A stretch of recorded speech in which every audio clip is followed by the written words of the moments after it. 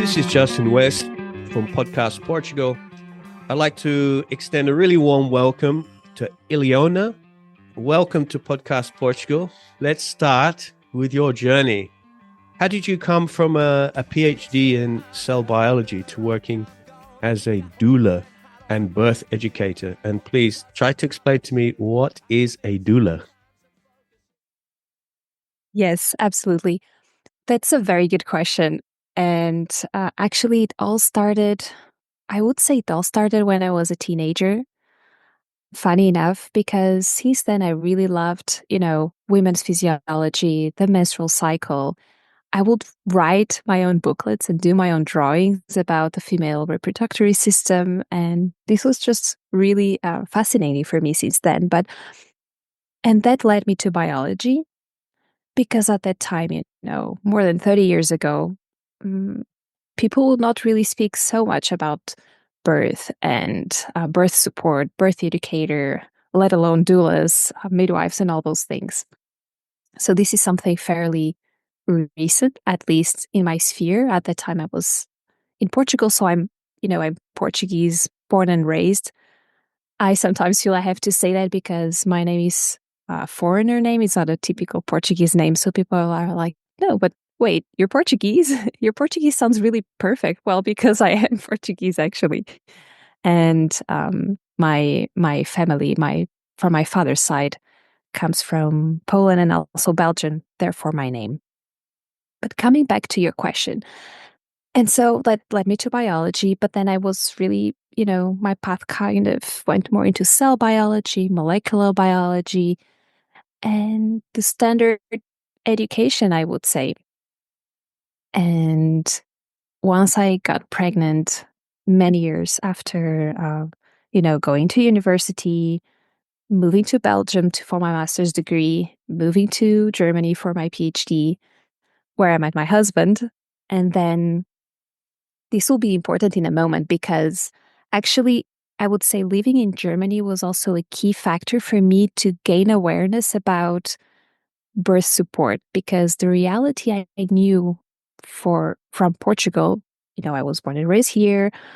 I knew the system here in Portugal since ever, and kind of living in Germany connected me to a different type of birth support, which is Hebammes in German, which means midwives. And midwives are key in Germany for support during pregnancy and birth. So they come to your home, and this is all integrated in the German health system. So they go to your home. You have the prenatal care with the doctor, but also with the midwife that comes and visits you at home when you're pregnant, answer you all those questions, and you kind of establish a relationship with those 1-2 midwives during pregnancy, and then they can either support you during home birth, and if you desire hospital birth, you can also obviously go to the hospital, and they do even have birth centers in Germany. And I will go back to that and explain all those things and how do they differ from each other. But what I mean is that that opened my eyes to, wait, actually, pregnancy and birth care can look different from what I knew back in Portugal. And this was key because we came back to Portugal, so me and my husband, in 2018, and I was already a few weeks pregnant. So I had just finished my PhD. I wanted to move back to Portugal because the cliche, I really love the sunny weather here and the nature, and just, there are many positive things about living in Portugal. We can develop that further in a minute too. But then I was pregnant and I felt, well, I'm not really sure. I just want a very conventional follow-up of pregnancy and birth here in Portugal as I knew it from, being raised here. I wanted something more personal, more personalized care, and I really wanted to have a natural birth.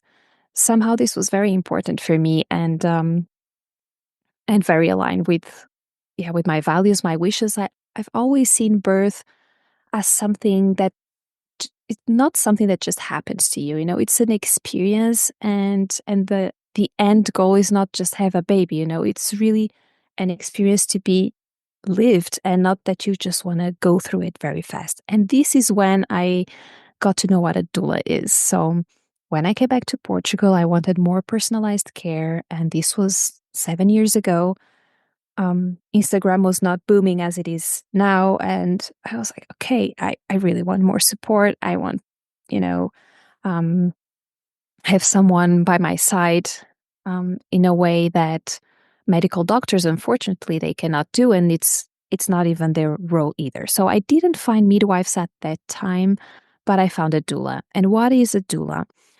I just a disclaimer here, I followed a conventional medical care too. So I went to the doctor, in my health center. I also went to the hospital for the last prenatal appointments, and I gave birth in a hospital. I will go back to that in a moment.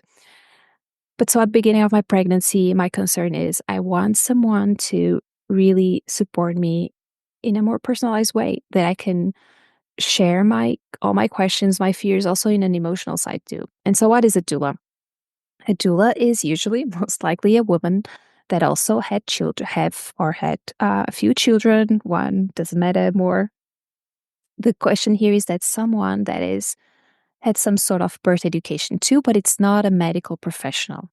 So a doula will never, do any testing, kind of look to your exams. She will not measure blood pressure, body temperature, none of those things. She will never do a vaginal exam, nothing at all. And people are like, so why is this so important? Why would you have a doula? A doula gives emotional support, physical support, and also informational support for you during pregnancy, birth, and postpartum. And still at that point, people question themselves, but is that really important?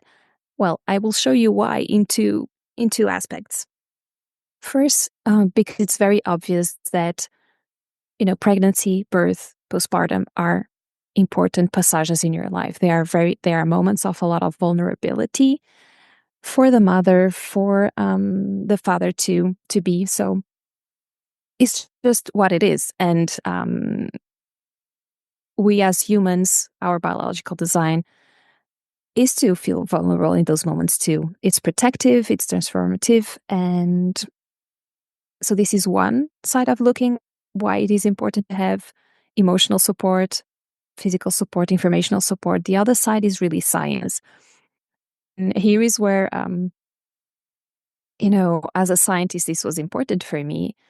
There are scientific publications that really prove and show that having the support of someone like a doula, during pregnancy, during labor and birth continuously, actually do increases your chances of having less interventions, actually decreases your chance of having a C-section by 50%, which is just crazy. If you think it, there's no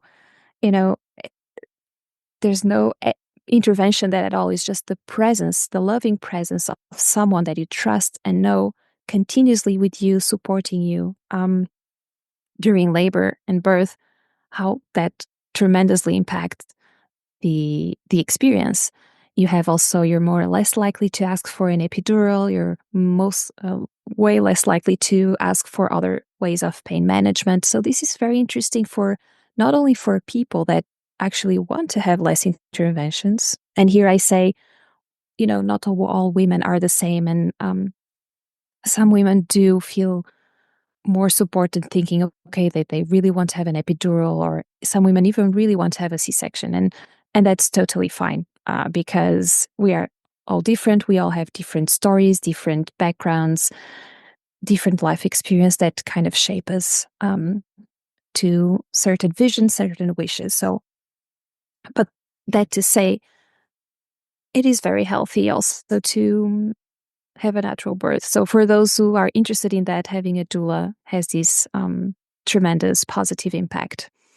For me personally, besides all those pluses, what was very important is that I would have someone to actually translate to my partner who's German. And at that time, it didn't know Portuguese that well, if at all.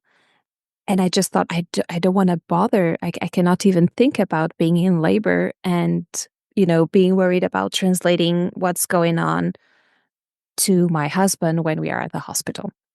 So for me, it was also a key point and a key motivator. Okay, I will have someone that will accompany us And, she will just explain whatever needs to be explained to my partner of any medical situation that can happen and just what's going on, to kind of being a bridge between the medical team or the supportive team at the hospital and my husband.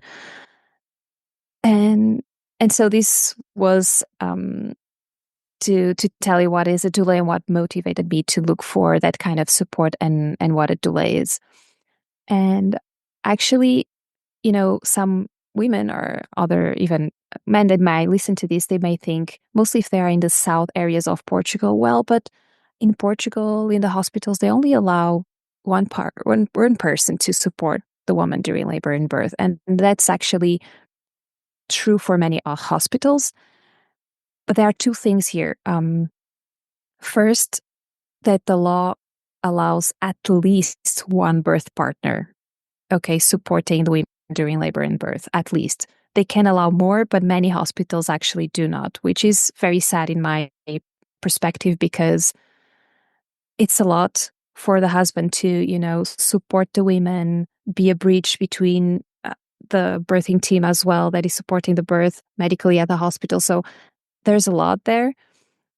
Plus it's just, it's not a doula. I think men and partners can do a lot to support their women, but it's a lot. But there's actually one hospital here in the north, and I'm so fortunate to be actually so close by to that hospital, which actually allows more than one birth partner simultaneously to support women during labor and birth. And so this is a hospital here in the north. And so I was so happy that we could actually, that I could actually have the support of both my partner and my doula, because I really wanted to have both simultaneously with me for all those points that I mentioned before. And so that was really great. And this happened to be a hospital here in Portugal that it's actually known as well for very good birth practices in terms of supporting natural birth. Of course, C-sections also happen there, and all other medical interventions that are more typical because they are a hospital and they are equipped and prepared for that. But they have a midwife, a team of midwife nurses. Here in Portugal, we call them midwife nurses, not just midwives, because they follow a typical general nurse degree, and then they specialize into obstetrics and obstetrics care. So this specific hospital, they have a team of midwife nurses that really wanted to kind of revolutionize this hospital, because many years ago the hospital was about to close. And so they really focus on, okay, let's make our care really differentiated. And so the team of midwives really put a lot of effort in being prepared and offering something very different, in the sense that they offer time, they offer space, they offer tools, they offer shower, they even have a birthing pool for women to use during labor. And just, to update their practices to offer the conditions for those who want to have a natural birth, have it as much as possible. And so with still being, a hospital and all ready for an intervention if necessary, but it's strongly led by midwives. Can I just ask a quick question there?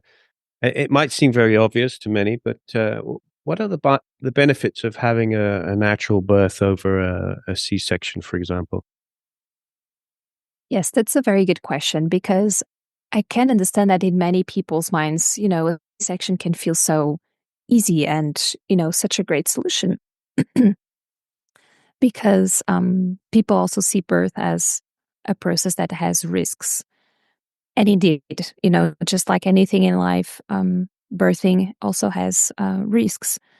But what most people don't realize is that actually when, it's low risk pregnancy, there's no medical conditions that might indicate otherwise, having a natural birth for the majority of cases, it's really much lower risk than a C-section, because if you think about a C-section is a surgery, and having a surgery and cutting you open generally, has much higher risks than just following the natural process of giving birth with no interventions. So, there's anesthesias going in, there's risk of infection, there's so many ways to look at the risks of a C-section. Let's think about first, okay, it's a surgery and therefore, has the general risks that a surgery has. But what is the impact then specifically for labor, and for the mom and for the baby? So to start with, so many ways to look at this, but it's a very good question. If you think about just the way the baby is born, a C-section is very different from a natural birth. For instance, let's just speak about the microbiome. Okay, and the microbiome is this. Being a biologist, I was thinking that I was going to get some very interesting information here about the biome. The baby's first exposure to microbiology, and I've read somewhere, I'm not sure where, that it's quite an important moment for the baby to start developing its immune system. And Absolutely. You're absolutely correct. That's exactly it. So actually, our microbiome is very protective for each of us. We actually are more different in terms of microbiome than in terms of genetics, which is crazy. We are more similar genetically than our microbiomes are very individual and are very protective, so are very important for the immune system. And so when the baby is birthed vaginally, it gets all those beneficial bacteria from the mom's microbiome and microflora. When the baby is born via C-section, this doesn't happen because it doesn't go through the vaginal passage, right? So this is one point to look at it. And it's such a good question because, some women, and even at some hospitals, sometimes they do, for instance, when there's a C-section, they do try to then pass the baby a little bit on mom's vagina just for the baby to get some of those beneficial bacteria. Yes. And it's getting a bit more common to try to kind of, it's not the same, but at least to literally inoculate the baby with good bacteria. So that's one point. Before the baby is born, it has no microbiome at all, or it's receiving some within the pregnancy, or that's a very good question. So inside the womb, in the amniotic sac, this is where the baby is living together with the placenta. It's we think it's pretty aseptic, so there's no bacteria at all there. So yeah, to put this in broad answer, my broad answer to that is that yes, what we believe now is that the baby is born and has no bacteria at all. So everything will be new to the baby once it's birth. And so this is why this is so important, because it gives a lot of beneficial bacteria, protective bacteria right away. But of course, beneficial bacteria come later on, from breastfeeding, for instance. So, and just contact with the baby, with the mother, skin to skin. That's why also the skin to skin is so important too, for the bonding of the baby, for the exchange of those skin beneficial bacteria from mama to baby. And that leads me to another big advantage of having a natural birth is that mama and baby can do skin to skin right away, versus C-section, where this unfortunately cannot happen. The baby then, very often, moms ask when they're doing their birth plan, if there's a C-section, that at least the baby can do skin to the father, because this is very regulating for the breathing of the baby, for the body temperature of the baby.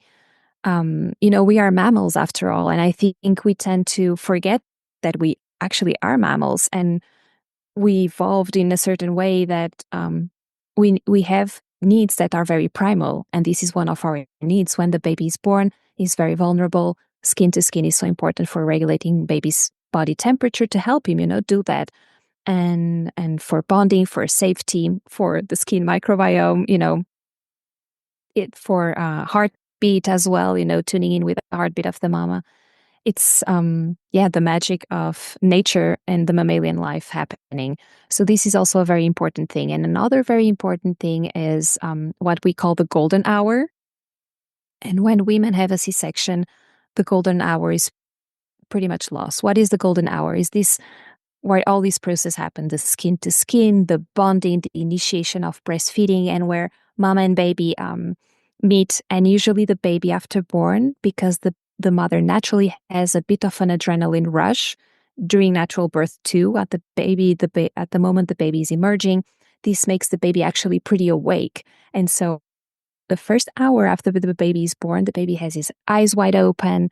It's very good for the bonding and looking into each other, mama and baby and the father as well. And the baby crawling. So the baby crawls up to the mama's breasts and initiates breastfeeding.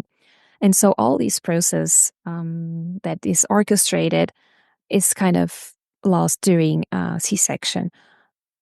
So that's one of the very benefits of having a natural birth. Plus, you will not need any anesthetics. You will not be injected with anything, because any intervention has a risk and any intervention has an impact. To tell you, for instance, just having a natural or a normal birth, a vaginal birth with an epidural. So it's interesting because this is very cultural, and in the Western world is very, very common to ask for an epidural. And that's totally fine if women really want and know the risks, benefits, and it's so great that women have the option. So I really want to highlight that we are not all the same. We don't perceive experience the same. So if a woman really wants, I think it's great that she has the option to have an epidural. But the epidural does really also impact, it's an intervention, it impacts the recovery of the woman and also impacts the baby, because an epidural is an anesthetics and also is injected into a mama during labor, and also it's in the mama's bloodstream and it will also pass to the baby. So the baby will also get a bit of that epidural too, and kind of being born a little bit more sleepy, not as awake. So, there's many ways to think why natural birth is so beneficial. The recovery is also faster for mama. And all the initiation of all these processes, initiation of breastfeeding, the bond of mommy and baby, all that becomes then pretty natural, and I mean, there's no need for recover from a surgery.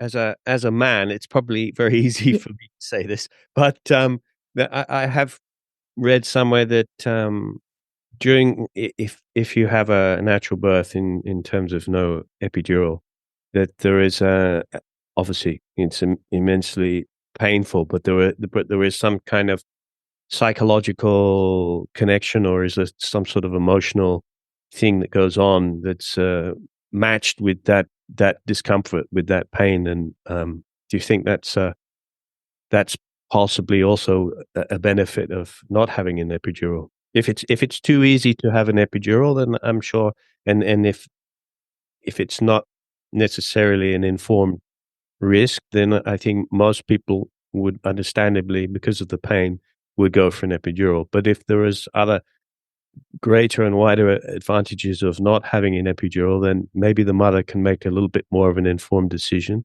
Would you agree? Yes, absolutely. And there's also another very important point, which is to understand how the natural birth happens and the birth hormones, are orchestrated during a natural birth, because we do produce during labor. We, of course, produce an hormone called oxytocin, which is very important and responsible for the contraction of the womb and the contractions, the urges. But we also secrete and produce natural endorphins, which are natural painkillers. So the body, the whole process is made to, it's indeed intense. It's indeed can be indeed be painful, but you also have the natural endorphins that will help you tremendously, to just experience all that. And I want to say something here because I think there is a lot of fear around labor, the pain during labor. And I want to say two things here. First, that first, that it's absolutely fine if women just say, I don't want to feel any pain. So I want to just really do hear that disclaimer.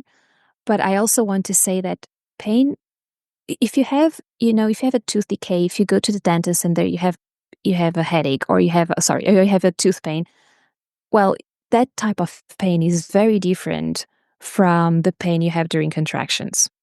Okay, because that pain, or if you have any issue, you break your bone, you fell, you broke your arm, that's very different. That's a very different type of pain than the pain during labor. Okay, the pain during labor is a productive pain, and will lead to the birth of your baby. And it's very different from a pain that, okay, you have an infection in your teeth, you just broke your bone. These are very different pains, okay, to start with. Plus, there's also very cultural thing, oh, the woman will not handle the pain. It's not true, nobody will die from pain. And I don't know if it's the society where we live. I don't want to go here also deep into very patriarchal discussions, but it's really a different type of pain. And I can understand that from a man's perspective. Looking at a woman in labor, that will moan, that will, I will not say scream, because I think women don't really scream, but they will moan, they will vocalize a lot. They will look like they're into a sort of suffering, perhaps, and I can understand that this can be very unsettling for a man to observe that. But when you do understand what's happening and what the stages are of labor, that the women really even go to an altered state of consciousness at a certain time point in labor. And if both men and women understand this, I think this whole idea around pain in labor would shift. Okay, and I'm not saying that, for some women this is just a no-go, and that's totally fine. They should have the choice. But it's just framing the pain, also differently. I think these are very different types of. It seems generally in this modern world, and when we have the capacity to make things easier, we tend to make things easier for ourselves. So it's understandable. But many people might not. I mean, particularly if it's the first birth of their child, many people might not.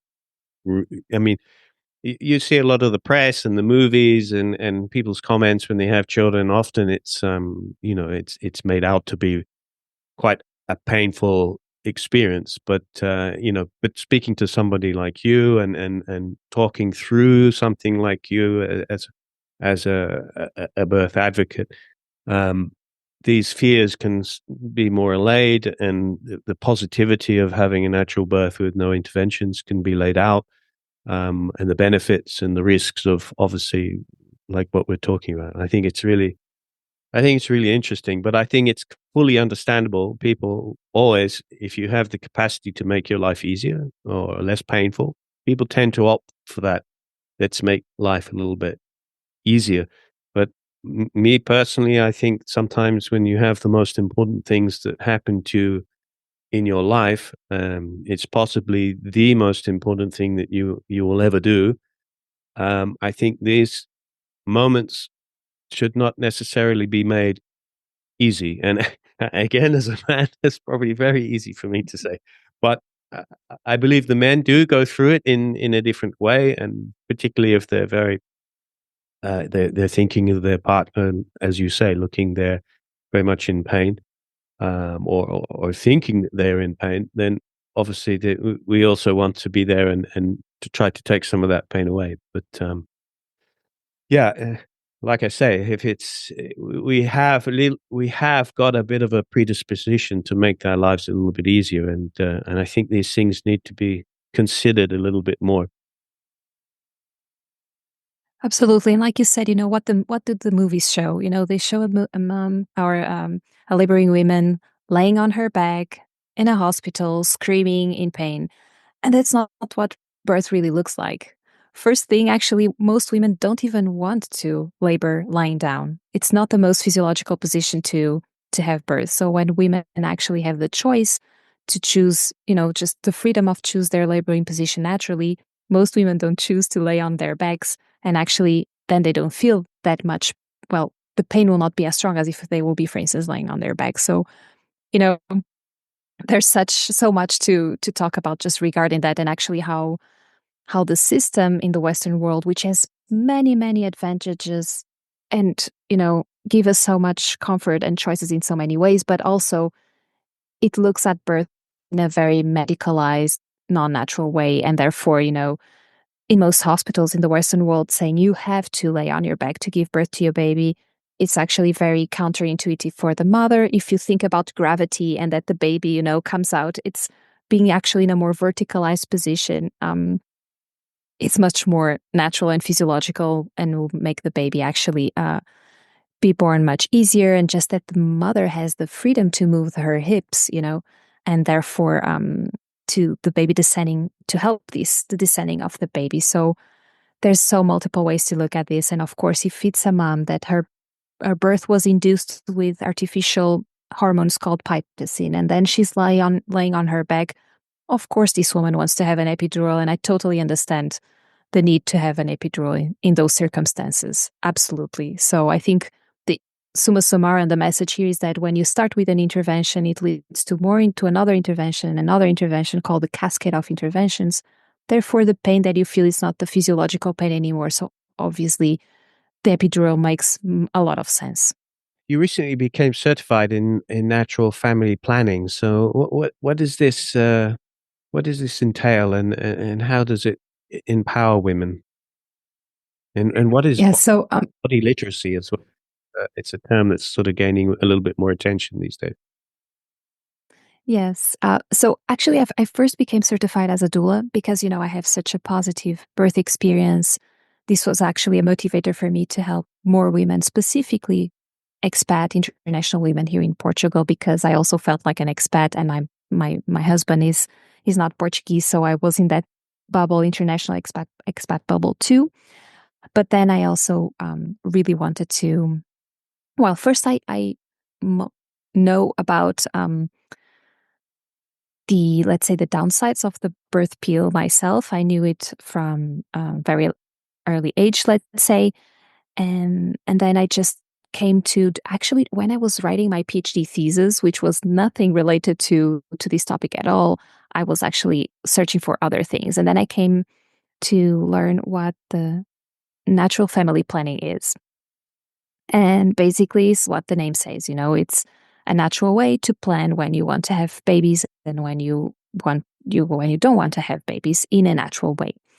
What does this mean? Means that women don't use the birth control, or meaning the birth control pill, or don't use any synthetic hormonals to kind of stop their cycle. But instead, they learn to read their fertility signs that occur naturally in their body to know which days they are fertile and which days they are not. And I learned this in, I think, 8 years ago or more. And when I learned it, I was mind blown. This is amazing. We actually know which days we are fertile just by monitoring the signs. And I will tell you in a moment what they are. Iliona, so I want you to imagine something a little bit bizarre. I'm going to be a pregnant woman, and I just want to sort of understand a little bit. If I'm coming to you, I don't know. I've just got the fantastic news that I'm going to have a child or twins, and I want to know, how in practice does your service work? How does a doula, how does it work? Do we correspond with each other initially by email, or do we have meetings? And what are the types of fears and questions that from your experience, might a pregnant woman ask you?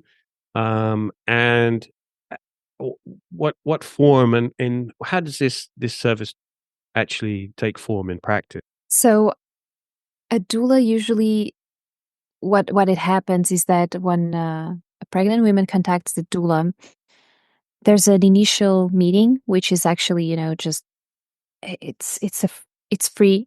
You usually meet in a place that's pretty neutral to both of you.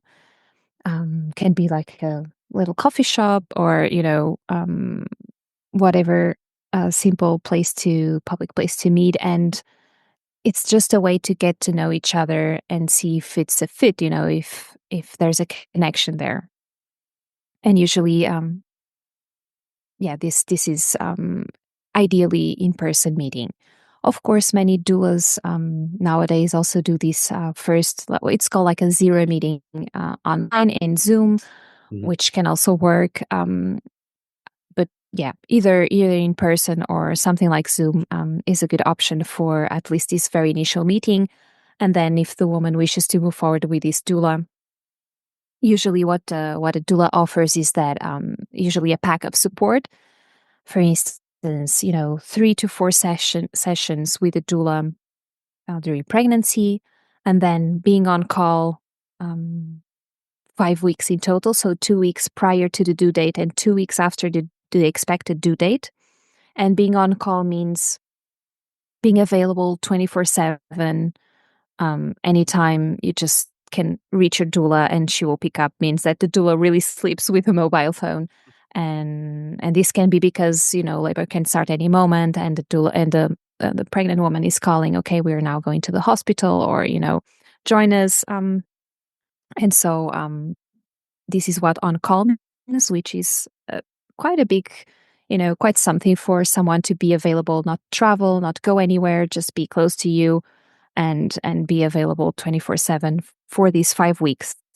Of course, if the baby is born in the expected due date, wonderful. But if it takes 2 weeks more, then the doula is on call for all those weeks. And then 2 to 3 sessions postpartum. So the support of a doula postpartum can also be quite beneficial, to just help with bringing some groceries, bringing some warm food, support the mother, talk with the mother, hold the baby for a moment so the mother can have a shower, all those things.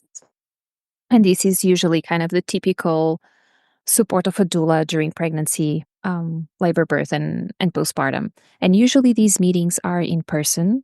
I think this is indeed the original way, and it's a very good way to just connect and get to know each other and having that space. With that said, some doulas nowadays also offer kind of a mixture. So certain sessions during pregnancy are, for instance, online, and others in person. So these can have some variations of those flavors. And so this is pretty much how it looks like. There's not that many doulas in Portugal, actually. It's not a recognized job here. It's not very easy to be a doula in Portugal. So and so that not that many. I do feel that many women do kind of certified, or there's a good bunch of women that do certify as a doula, but then not all of them do actually do this as a job or as a full-time job, because it's not very, very easy or sustainable.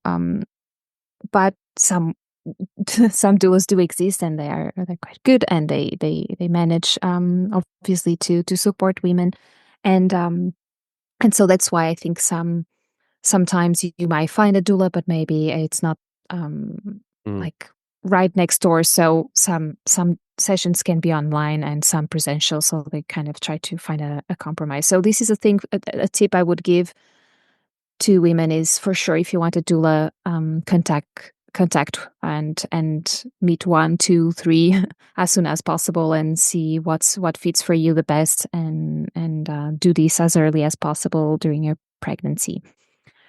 I did. I'll leave a link so everybody knows there on the contact. I'll leave a link and everything on the show notes, and a link to your website will also. I think it's birthinportugal.com. That's correct. Yes, that's exactly it. At the time you will put this out, I think I most likely will have my website already pretty refreshed. I was not so happy how it was looking right now, and I'm changing it, but it's birthinportugal.com. And I did serve women as doula for some time. I'm supporting, mostly international women here in Portugal during pregnancy since 2021, when I finished my certification as a doula. And then I did support some women as a doula for like 2 years, I would say, a bit more.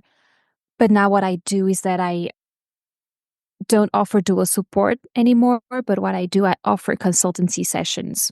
So online.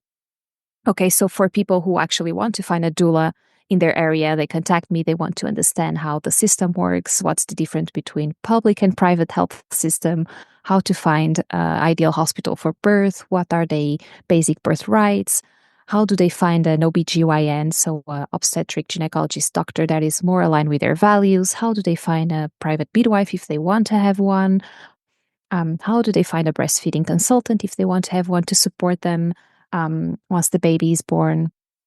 Do they need a pediatrician? If so, how can they find one that is also aligned with their values and wishes in their living area?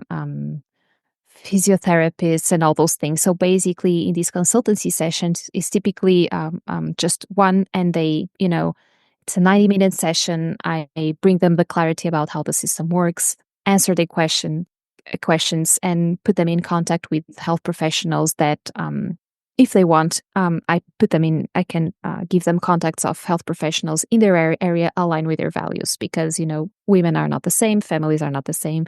They look for very different things in the health professionals.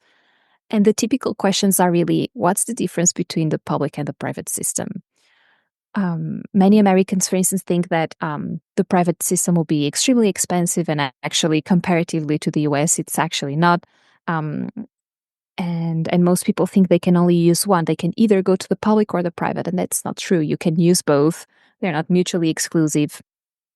And also in terms of quality, the private system is not better than the public system. The public system in Portugal is excellent in many parameters, and actually you're more likely to have a vaginal birth in a public hospital versus a private one.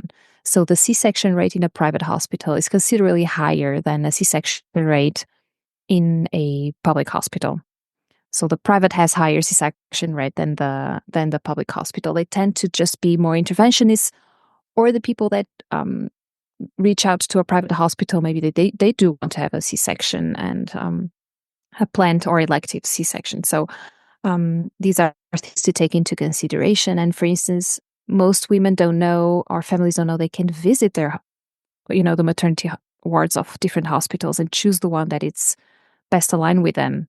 Oh, I actually prefer Hospital de Cascais, I'm just giving a random example, rather than, I don't know, Francisco Xavier in Lisbon. So, but they need to visit both, make the questions that are important for them, and be like, oh, no, I actually feel much more aligned with this other one. And doesn't need to be the hospital of your living area. It can be, I was speaking about earlier the hospital here in the north, which is the only hospital that actually allows more than one birth partner simultaneously during labor. And actually, many women come from Lisbon just to give birth in this hospital here in the north. So, it doesn't need to, of course, the distance is here a very big deal, and people need to think about this wisely, but and plan accordingly. But indeed, you don't need to give birth in the hospital near to your living area. You can choose any hospital. And so this is one of the things that many women don't know. If you don't speak English, or if you see that the staff in the hospital doesn't speak English, you do have the right to have a translator with you. Doesn't need to be an official translator, but you can have someone to make this translation for you. And so many other things, basic rights for a woman during labor and birth, also during pregnancy, postpartum. Some do also ask me about, just social security questions. And so I'm really loving these one-on-one sessions because, people just feel so different before and after. All the clarity that they gain and just knowing how to navigate the system.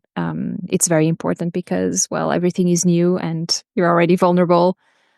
And what I like to see also is that in most of these sessions, the partner is also present and is also making questions. And this is great. People are really, engaged in this, and they want to be prepared. And so they can really, tailor their experience as much as possible.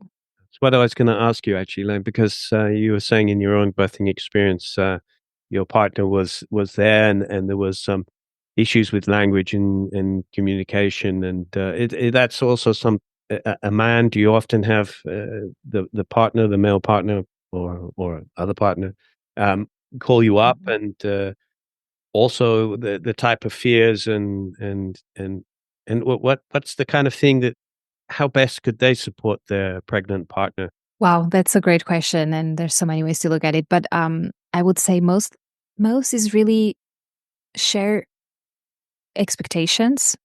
As a couple, what are the women's expectations? What are the partner's expectations? So really understanding each other expectations is key. And then, just being this grounding, stable energy for the woman. It's incredible support. Knowing what the woman wants, that they do a birth plan together. And the birth plan is very important, or birth wishes.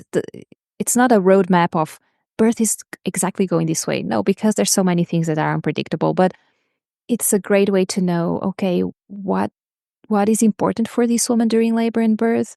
What is important for my partner? And how can I support her to make this go as much as possible in this direction? What are non-negotiables for her? So I can support her and even advocate for her with a hospital team. The partner is the best person to advocate for the woman in labor, and many people think, oh, the doula will advocate for you. That's not really the role of a doula. The doula will ask the mom, "Are you comfortable with this decision? Do you really want to move forward with, I don't know, a C-section, an epidural, a vaginal touch, a vaginal exam?" She speaks to the woman directly, and the partner is really speaking with the woman for sure, but also advocate and making this bridge with the medical staff. And so I would say this is how the man can support, and just being men. I'm really stereotyping here, but just for the sake of understanding, men tend to be more rational, and this can be very important. A little bit about my team's birth because, like you said men tend to be a little bit more rational. I felt like I suddenly went into a robotic mode, and we had it, yeah, I just literally became a robot, and we had we had a really really good doctor, and Rita felt it was very important. We had a really good doctor called Dr. Joao. Unfortunately, now he's not practicing anymore. He was working at Luziados, and he was very very popular. Many women in Lisbon wanted to have him as their doctor, and he was a real character. I would say a little bit more alternative, even in the private system. And Rita just felt very, very comfortable. She felt very, very confident with him, and I could see that it was a really, really important emotional decision for him, for her.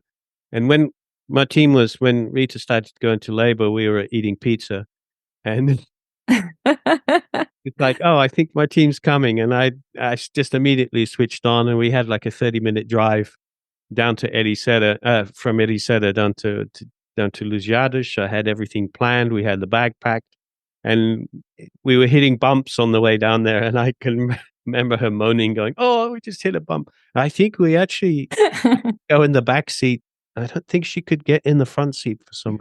I'm pretty sure she was in the back seat. But anyway, we arrived in Luziados. I think it must have been about 1 o'clock in the morning, and we were I had to go find parking, which is the type of things you don't really think about. So I dropped Rita off in the A&E in the front door, and of course, like I was like, okay, I can't leave my car there. So what am I going to do? So I had to take Rita in. She was in labor, and I had to take her to the reception, and then I had to go and move the car because I was worried about being in the way of an ambulance. And so I was off trying to find parking. I'd come back, and I was like, okay, where's Rita? I have no idea where she is. I've just left her here. So I can see in that and how having a doula would have been really, really helpful. Yes. And she then went off to have an examination with the duty doctor there at the time, and she was not comfortable.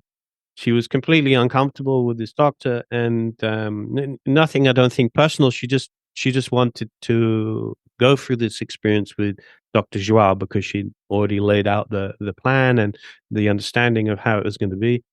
And he was not on duty, so of course he was called in, but he didn't come into a little bit more in the morning. And my team, Rita, somehow held on. Like it's like, okay, I'm not comfortable right now to have my team. I'm gonna hold on. So it wasn't, I think it was something like 10 hours later that my team was born. So from the point of having contractions to, she went through a period where she was able to wait for Dr. Joao to come in. And then as soon as Dr. Joao came in, everything was great.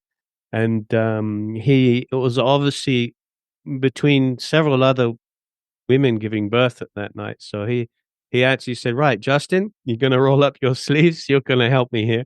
And I was, doing a lot of the stuff like helping to pull the baby out, cleaning some things up, obviously reassuring Rita. I was doing all the counting. I even have it on my phone today, like counting the contractions and the gaps between contractions. Um, and we had music playing on a loop.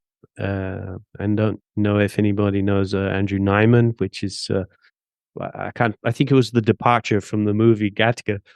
And we had that playing on loop. It was an amazing experience. I was very, very, very involved, probably more involved than I expected. But Dr. Joao gave me the confidence to get in there and to be as helpful as possible.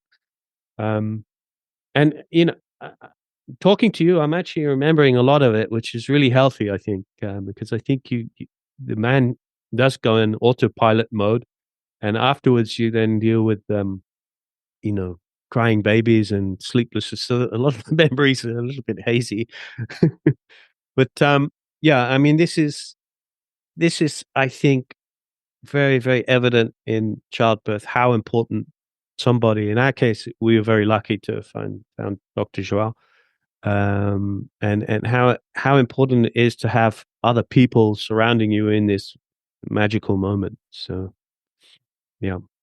Absolutely. And I love your story in so many ways. Well, first because being a positive story, that's so good. And actually, you really show that you had a wonderful birth experience in a private hospital. Why? Because you did have a doctor. Well, we spoke about this offline already, but your doctor was quite unique and very respectful of physiological birth practices and all that. So this is a great experience on actually, if you do find the team, the support that is aligned with you, you can absolutely have a great experience in a private hospital too. And that's very unique and very infrequent that the doctor says, okay, roll up your sleeves because you have an active role here, father to be. So that's wonderful to hear. It's wonderful to learn. And just too bad that this doctor is not practicing anymore.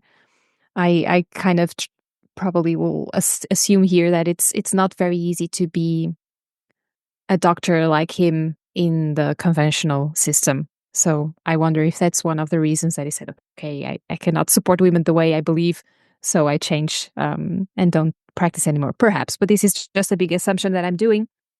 Anyways, I really love your story because it shows definitely the role of a doula, how important it can be, right? Unfortunately, Rita was alone for a bit of a period of time, right, in the hospital and with his doctor. So having a doula would have been so wonderful. She could even have parked the car for you, or she could have stayed with your wife, and you could have parked the car with a more relaxed mind. But anyways, yeah, this shows how much a father needs to do, because imagine you have to think about all those practical things, timing the contractions. One thing that I say is also remembering the woman to pee, because the woman during labor, sometimes they might not think about it immediately. It's good to remind them, oh, just pee. Giving her water, doing her massages, supporting her emotionally, speaking with the team, advocating for her. So there's a lot a man actually can do and should do, and it's good that it does. It can easily become a lot. So again, a doula, even in this process, can be so important. But actually, it's a real story showing that often men think, oh, I have nothing to do in labor because she's doing it all. And actually, well, you can do so much. And if you actually engaged, how this can turn the experience so different and so positive for both of you. And even when the baby is born, men often think, oh, but she's going to breastfeed the baby, so I don't really have something to do. But actually, you can do so much as a father, right? Supporting the mother. during postpartum is already quite intense, giving her this emotional support, just being there for her, nourishing her, giving her food, water, infusions, helping changing diapers, laundry, food, groceries. It's a lot for just one person to do, and the women in postpartum, I I don't want to get too long with our podcast, but I feel I cannot we cannot close it without speaking about the importance of postpartum. And most people think, okay, the way to support postpartum is to, take care of the baby. No, the way to support a postpartum couple, a postpartum family, is to support the mother. Nourish her, bring her warm food, warm cooked meals, bring her water, bring the groceries, do the laundry. Anyone that, visits you at home when you have a newborn either cleans the dishes, either brings the trash out, brings the food, brings good humor, does some sort of chore at home. You will not have guests that you have to serve, when you have visits. It's the other way around. Whoever visits you, it's people that you love, that genuinely care for you, and will do assure, it will really help you practically as well. Yeah, I mean, one of the funniest thing was Martine's first bath, because we were both like, what do we do here? But I really believe like it's such an amazing experience, and I certainly looked at Rita in a different way after that experience. Like you find in that connection, you don't believe that you're going to love anybody more before birth, but then after birth, you look at your partner in a completely different way, and you love them even more if that's possible. You're like you look at them in a wonderment from a man's perspective. Anyway, you think lots of things start to fall into place with you psychologically. I think you start to realize like, okay, maybe this is the purpose of life, and it feels sometimes life then, as a result of this experience, becomes more purposeful. You become certainly less selfish. You certainly become less concerned about what you want to do and your needs for the day. You certainly, most of your time, you're thinking about what you can do for your partner too, and your new little family member. I love what you shared. Sorry, Justin. I just love what you shared, because again, it's really, really so important what you just spelled out, because again, there's so much misconception about, oh, you will not look at your wife or at your partner the same way after birth in a downside ways, but actually not. Wow, it's really like you describe it. You can really look at your partner in another way, not in another way. It's just like you just say, you just even love her more, because wow, it's amazing. I think the best way I can say is with amazement. It's like, wow, how did you manage to do that? And you seem to, of course, cope so well, and in your own way. And yeah, it's a mind blowing experience, really. I hesitate to sort of say this, but I also think that um, having a child and going into and having a baby is a very, very important thing, and I think it shouldn't be taken lightly, and that's the responsibility, I think, of both partners, of course. And I think you really need to think about it, and you really need to be thoughtful and mindful that this experience is life changing, not only for yourself, but you're bringing a new life into the world. And and I actually it goes. There was another small story. I think maybe we spoke about it before, but when Rita initially had some of the blood tests, there was quite a high risk, partly because she was a little bit older.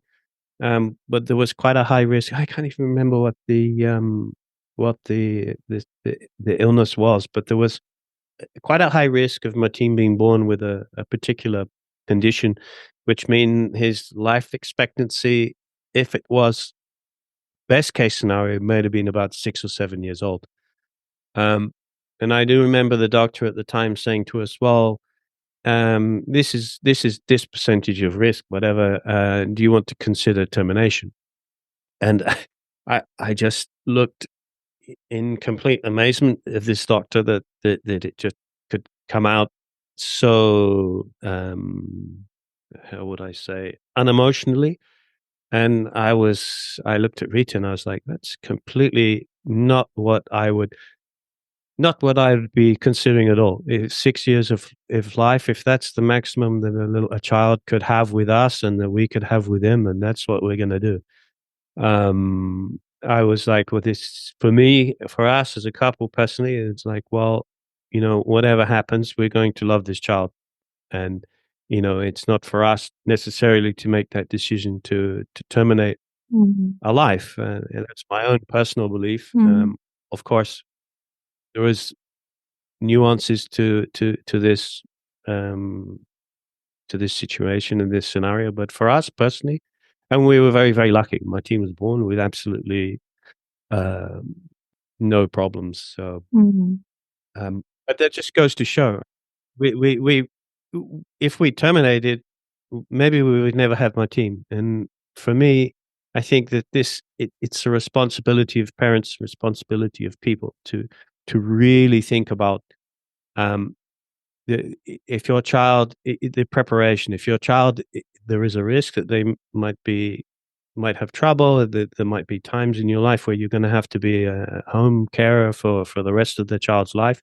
You need to enter into this whole um, birth of a child very, very seriously. And we as humans, we also need to have more children. Unfortunately, particularly in the Western world, I think in Portugal, I think our birth rate is 1.6.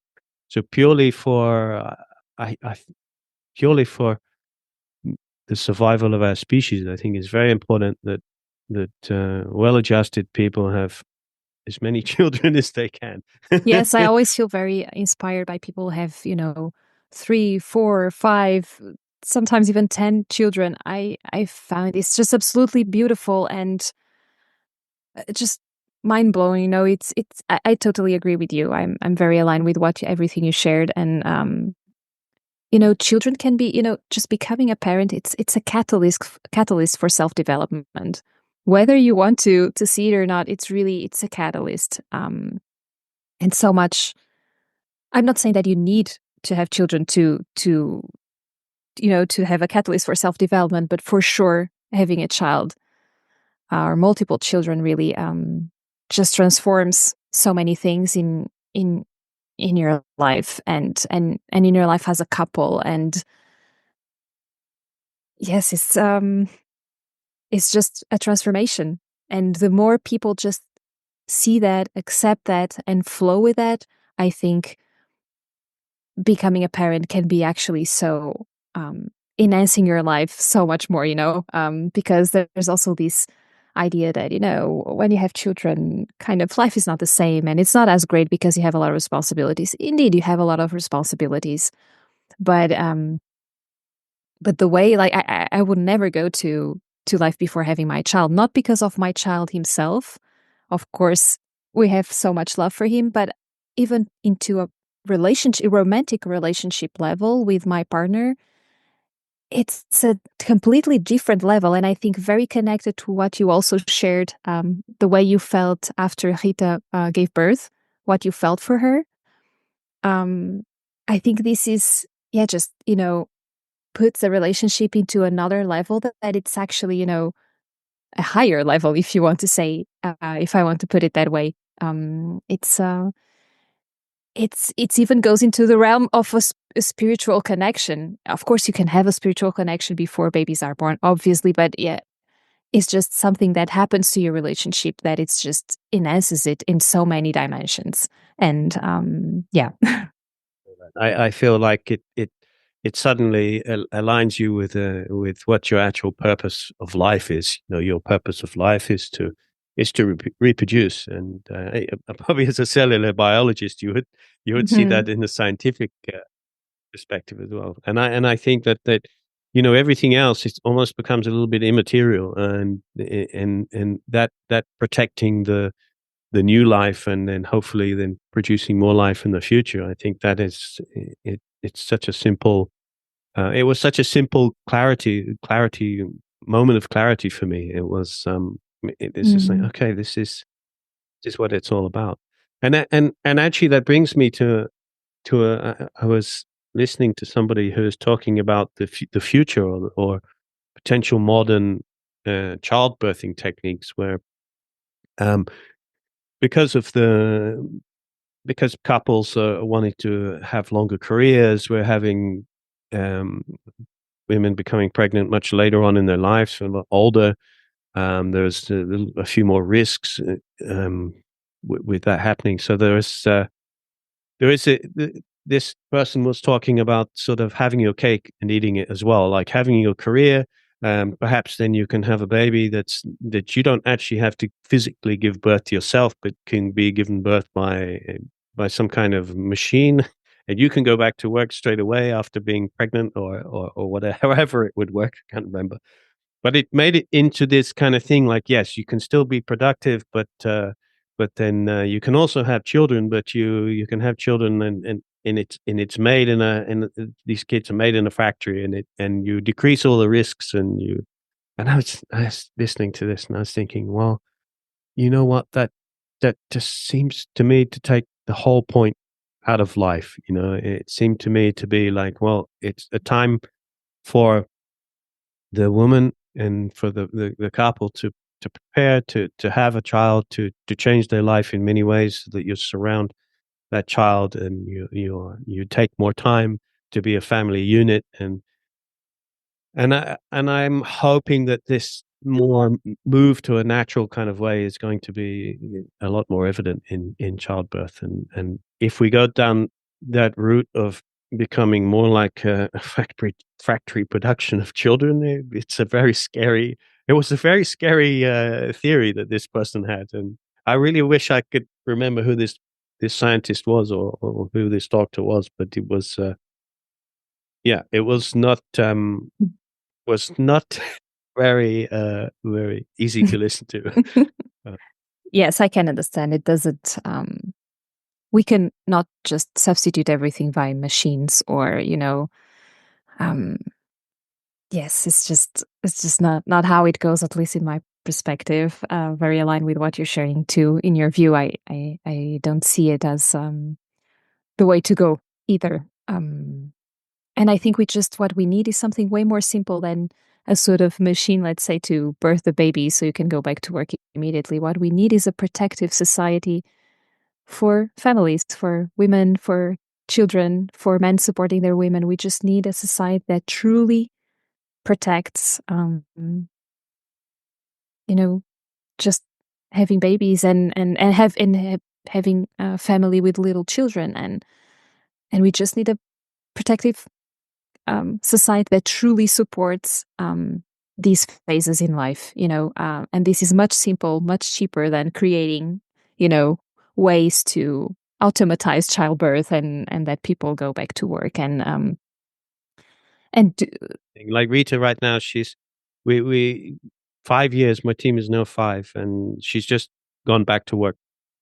And in those 5 years, I really wanted and we really wanted to spend as much time with my team as possible to give support and to be there. And now Rita going back to work, she's kind of very sad that she doesn't get to take my team to horse riding, and now he's having to go. mm, We didn't want to put, he goes a few days to school, but we didn't want to put him into school too much because, well, why would we? If one of us is at home or one of us can take, and sometimes I take him surf coaching with me to the beach, and he's so well behaved. mhm. It's fantastic. But I think why not to give him those types of experiences, and I think this is a consideration, postpartum, but for the small child's life is like, how you is childcare. Childcare is so important. I mean, I see so many families, they have to work and they just to earn two salaries is so necessary in Portugal, and then the child has been brought up in a school, and our little school does their very best, and it's very nice, but there is certain things you cannot control, and it's scary. And I I I I find it sad in some ways that society, like you say, that we're trying to raise these small people, and the parents and the grandparents in most cases have to be more involved. The community is so important. You really need the support of, for instance, just to start with, the grandparents. It's something that we don't have nowadays that much. We live further away from our parents in most cases, and just having, this very popular sentence, one needs a village to raise a child. You actually do. But I also totally see, the issues also with education, or with the educational system. And I also see the first 7 years in the life of our children, I think it's so important that they spend as much time as possible with their parents in the ideal world. So, Iliona, thank you once again for your time. Thank you. Thank you so much, Justin. Thank you. Take care. Over and out. This is Justin West from Podcast Portugal. Thanking you and all my listeners. Over and out.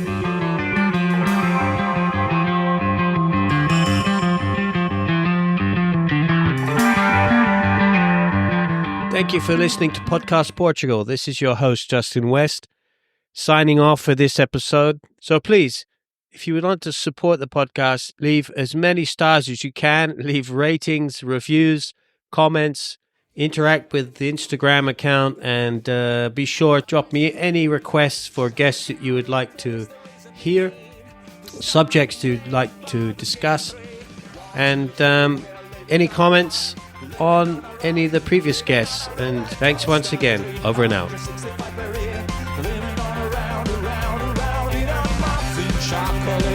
Concentrate, I need to concentrate. Stop the strain of thoughts or